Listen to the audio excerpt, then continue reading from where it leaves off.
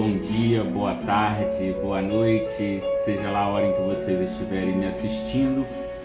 Eu estou aqui hoje para ler para vocês mais um texto, que eu publiquei no Diário de Minas de Belo Horizonte no dia 8 de fevereiro deste ano. É um texto memorialístico em que eu falo sobre a minha experiência de menino com o cinema, minha vivência de menino com o cinema, assistindo ao making of das gravações de um filme chamado Terceira Morte de Joaquim Bolívar, que foi parte dele foi realizada no sítio dos meus pais em Simão Pereira. Então é um pouquinho dessas memórias, eu evoco um pouco dessas memórias. O texto se intitula A Marca do Cine Fechado na Alma de um Menino. Com o fechamento do Cine Palace na Rua Alfield, uma fatia importante da cultura juiz-forana se esvaiu.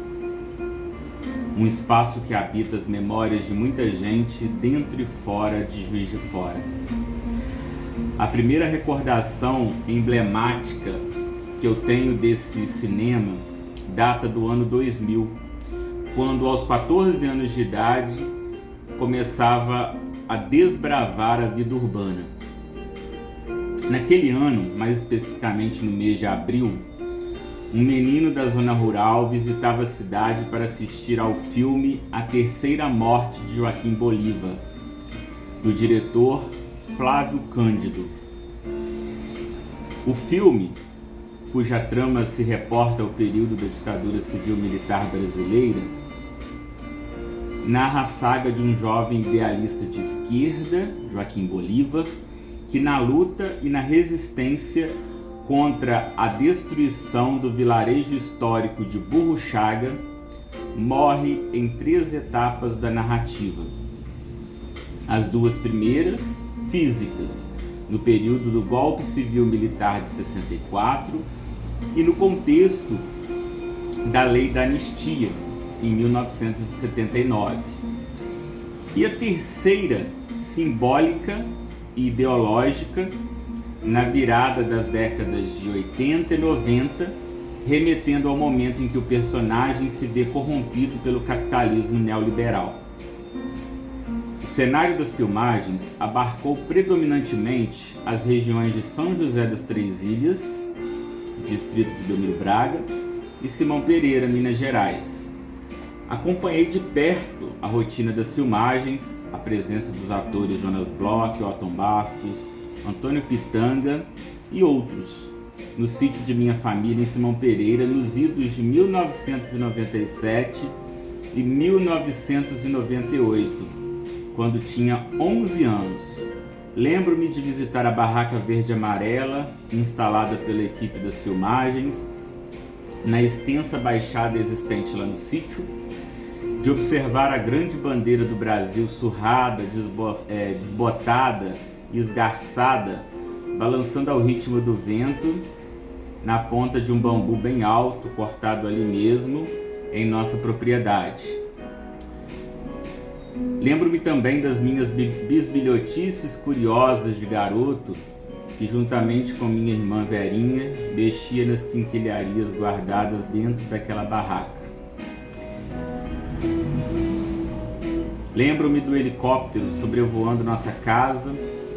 Lembro-me dos moleques dos arraiais da Redondeza, sentados no alto do morro, assistindo curiosos às filmagens. Lembro-me dos atores enfrentando a água fria do chuveiro lá de casa, que ainda não contava com o conforto da energia elétrica. Lembro-me da minha redação sobre o filme no colégio. Lembro-me de minha outra irmã, Aninha, escondida na barraca verde e amarela, literalmente chorando a derrota do Brasil para a França na Copa de 1998. Seria um presságio? Lembro-me dos objetos que minha mãe Nair emprestou para compor o cenário das filmagens. A lamparina velha, a cadeira de madeira, a centenária chaleira preta e a chapa de ferro antiga na fornalha improvisada. Porém, mais importante do que assistir extasiado aos bastidores das filmagens, a movimentação dos atores, dos figurantes e da equipe de produção, foi receber convite para assistir à pré-estreia do filme no Palace, em Juiz de Fora. Um evento célebre. A excepcionalidade do fato me fez guardá-lo com uma saudade docemente provinciana, como diria Manuel Bandeira. Depois disso, não o vi mais. Coincidentemente, no estranho e apocalíptico ano 2020, em que as circunstâncias pandêmicas me fizeram aproximar ainda mais das lembranças pessoais, resolvi reabilitar essas memórias. Retirei o cartaz do filme da gaveta, coloquei-o numa moldura e o pendurei na parede do meu quarto, na roça. E depois de muito procurar o filme na internet, tive a emoção de me deparar com ele novamente diante dos meus olhos. Dessa vez, em tela pequena, é verdade. Uma tela de notebook, com que jamais imaginava estabelecer contato um dia. Mas a emoção certamente não foi menor do que aquela sentida no Palace na virada do milênio. Não posso negar o quão incrível foi poder confrontar as memórias cristalizadas e ingênuas da adolescência com a visão do historiador adulto de hoje. Que emoção rever a charrete laranja de meu pai, Tonzinho, que carinhosamente conserva e usa até hoje.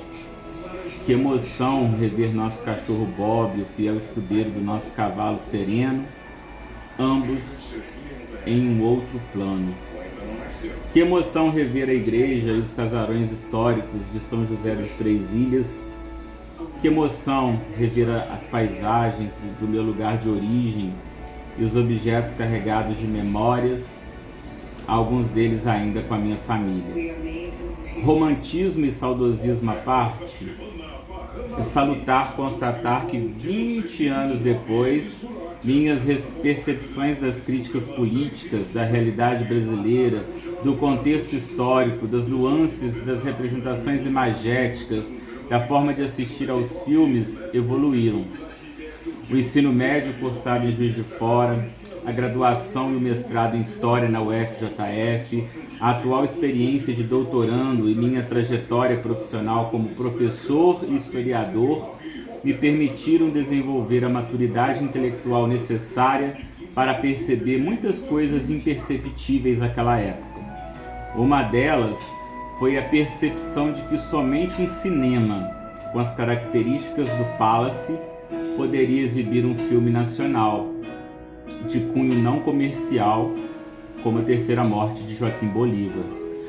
Podemos imaginar, portanto, que esse confronto entre presente e passado também trouxe desencantamentos.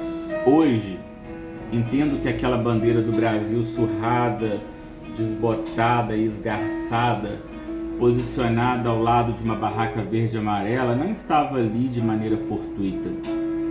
O Cine Palace, minha referência na linda e longa Rua Alfield do ano 2000, não existe mais. Sucumbiu ao capital. Está oco, ainda que cheio de mercadorias que alimentam o consumismo deprimente e insosso da sociedade contemporânea. Por ironia do destino, diante de seu recente desmonte, assistimos a um drama real, em que parte da sociedade juiz-forana vivenciou literalmente a terceira morte de Joaquim Bolívar. Entretanto, mesmo oco, sem mais poder preencher um vazio impreenchível, o Palace estará sempre e umbilicalmente associado a esse momento marcante que acabo de relatar. em que me sensibilizei e despertei para sonhos, vocações e afeições até hoje vivas dentro de mim, através dos livros, da história e das artes. Mas uma inquietação permanece. O que estamos fazendo para que outras gerações tenham essa oportunidade de continuar a sonhar?